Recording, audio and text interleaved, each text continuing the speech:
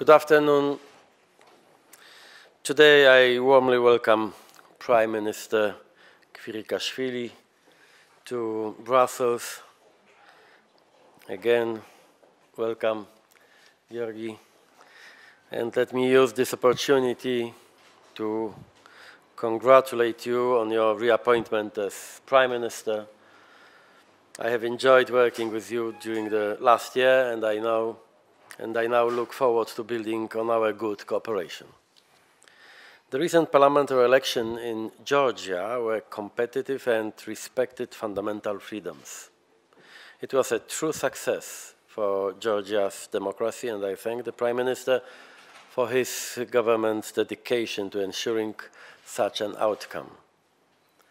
In our meeting today, I encourage the Prime Minister to continue his close dialogue with the opposition and Georgian civil society and to govern and advance reforms in an inclusive fashion.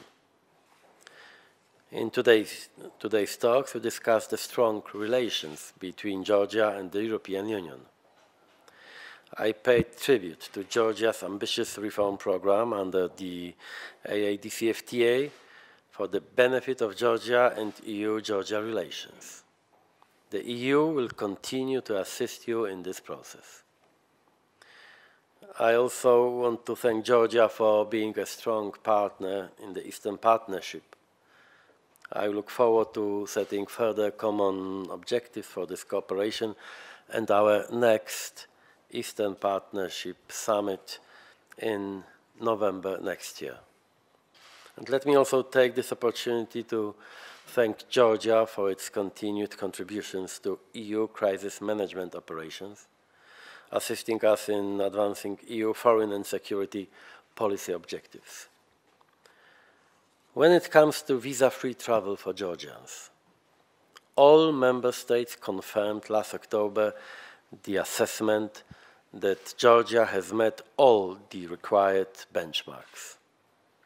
We are now working hard on the EU side, and I want to underline only on the EU side because this is now only our internal problem, to make sure that the required visa suspension mechanism, which is a horizontal mechanism for all EU's visa arrangements, will be agreed as soon as possible.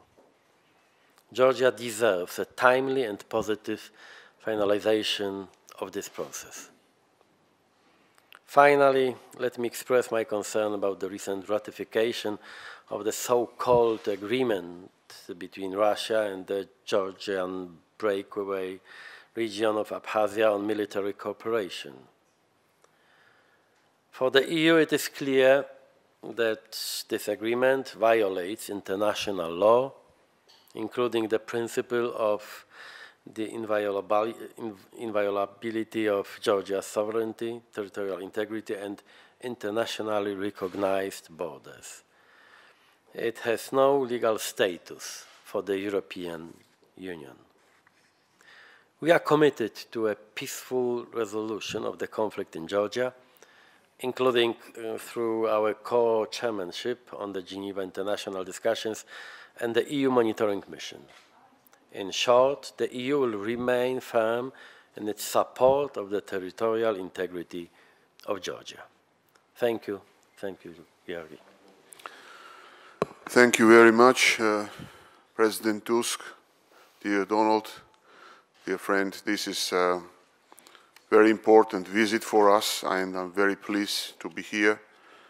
On behalf of the Georgian government, I want to convey sincere gratitude to the EU and to you personally for the unwavering support to my country and our striving to come closer to the EU as much as possible.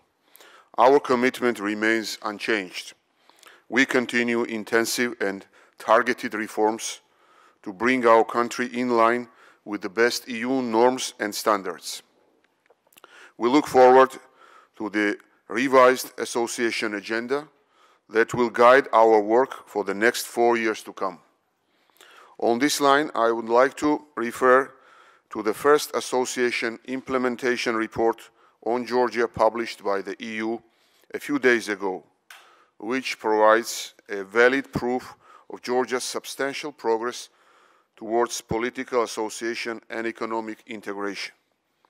Concrete achievements in consolidating democracy, strengthening the rule of law and judicial independence, protection of human rights and fundamental freedoms, stabilization and economic growth, increased investments and trade with the EU have created a solid foundation for further success stories on this path. Let me reaffirm that we are committed to activating the full potential of these ambitious relations, which is in the interest of Georgia and EU alike. The EU's engagement in this process through providing strong incentives is critical in line with the differentiation and merit-based more-for-more approach, which are the core principles of the Eastern Partnership. This brings us to the issue of the visa liberalization, which carries strong transformation effect in terms of wide-scale reforms and provides tangible benefits directly to the citizens. As Georgia has successfully fulfilled all the requirements, we expect that EU will honor this share of commitment and introduce short-term visa-free travel regime for citizens of Georgia. I would like to take this opportunity and thank you personally for helping Georgia on this path. Georgia is a key ally for the EU in the security sector, and this was specially highlighted in the report. We continue contributing to the EU crisis management operations. We are willing to take our cooperation forward in order to meet the shared vision spelled out in the global strategy for foreign and security policy.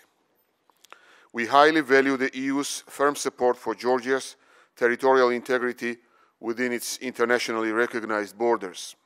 The EU's engagement through the EU monitoring mission, the sole international presence and active mediation in the Geneva international discussions is a solid guarantee for maintaining peace and stability on the ground. This is especially critical against grave security and humanitarian consequences on the occupied territories after the occupation of Georgian historic territories by Russia. To conclude, I would like to once again express my appreciation for President Tusk's warm welcome and interesting exchange during our meeting. Thank you very much. Thank you.